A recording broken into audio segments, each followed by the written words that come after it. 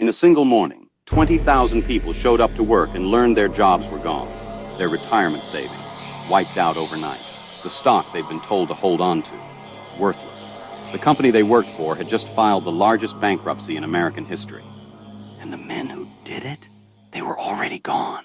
This is Enron. In 1985, Enron was a boring natural gas pipeline company based in Houston, Texas. Nobody paid much attention.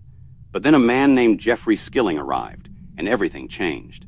Skilling had an idea, a radical one. Instead of just moving gas through pipes, Enron would trade energy like a bank trades stocks. They would turn electricity, natural gas, even internet bandwidth into financial instruments that could be bought and sold on open markets. It was visionary. It was audacious. And Wall Street loved it. For 6 consecutive years. 6 years. Fortune magazine named Enron America's most innovative company. Their stock climbed over 1,000% through the 1990s. Their executives were celebrities. Their headquarters was a monument, $68 billion PEEA Valaton. In the year 2000, Enron reported revenues of $111 billion. They were the 7th largest company in the entire United States. There was just one problem. Almost none of it was real. Here is the trick at the heart of Enron. It's called mark-to-market accounting. Under this method, which Enron lobbied regulators to allow, they could book future projected profits as real revenue the day a deal was signed. Not when the money arrived. Not when the project succeeded. The day the ink dried. So Enron could sign a 20-year energy contract, estimate what that contract might earn over 2 decades, and count all of it as profit today. If the project later failed, that loss was buried. How did they bury it? With something called special purpose entities. Enron's CFO, Andrew Fastow, created hundreds of shell companies, secret subsidiaries with names like LJM, Cayman, and Raptor. These entities existed for one purpose, to absorb Enron's debts and losses so they never appeared on Enron's official books. Billions in liabilities, hidden. Billions in fake profits, reported. Billions ein Deb T, hidden from he Publis. And the auditors who were supposed to catch this? Arthur Andersen, one of the most respected accounting firms in the world, signed off on every report. Year after year after year, employees were encouraged to buy Enron stock for their retirement accounts. Some held 90% of their savings in company shares. Senior executives were selling theirs. In March 2001, a Fortune journalist named Bethany McLean asked a question that no one on Wall Street had thought to ask publicly. How exactly does Enron make its money? She had read the annual reports.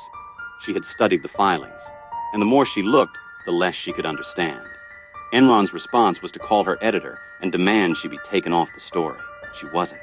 Then, in August 2001, something unexpected happened. Jeffrey Skilling, CEO of Enron, the architect of its trading empire, abruptly resigned. He cited personal reasons. He had been CEO for 6 months. The market noticed. In October 2001, Enron reported a $618 million quarterly loss and disclosed a $1.2 billion reduction in shareholder equity tied to Fastow's hidden partnerships. The SEC launched an investigation. Within weeks, Enron's credit rating was downgraded to junk.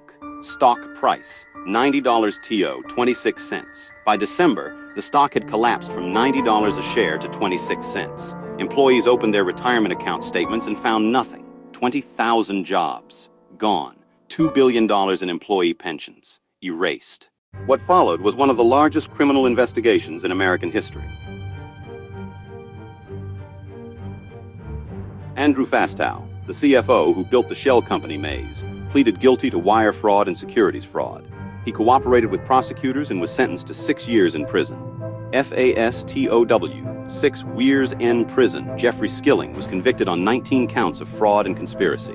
Killing, 24 years in prison. He would later have his sentence reduced, but not before serving more than a decade behind bars. Kenneth Lay, Enron's founder and chairman, a man who had dined with presidents, was convicted on 6 counts of fraud and conspiracy. He never saw his sentencing. Weeks before he was to appear in court, Lay died of a heart attack. His conviction was subsequently vacated. And Arthur Andersen, the auditing giant that had blessed Enron's books for years, was convicted of obstruction of justice for shredding documents after the investigation began. Arthur A. Andersen, 89 years in Business, destroyed in Mon HS. One of the 5 largest accounting firms in the world, gone within months. 85,000 employees, their jobs, collateral damage.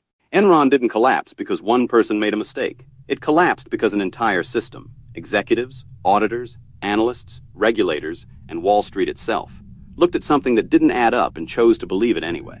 Because the story was too good, the numbers were too impressive, the men behind it were too confident, and everyone had something to gain by not asking questions. Enron proved that the most dangerous fraud isn't the kind hidden in dark rooms. It's the kind celebrated in boardrooms. The smartest guys in the room were the last ones anyone suspected. Enron didn't just steal money.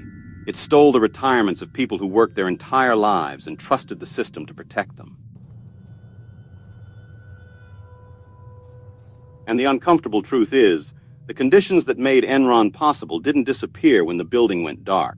The pressure to show perfect numbers, the incentive to hide bad news, the willingness to believe what we want to believe, those things are still there. If this story made you ask harder questions about the companies we trust, the numbers we're shown, and the men we're told to admire, then you already understand what this channel is about.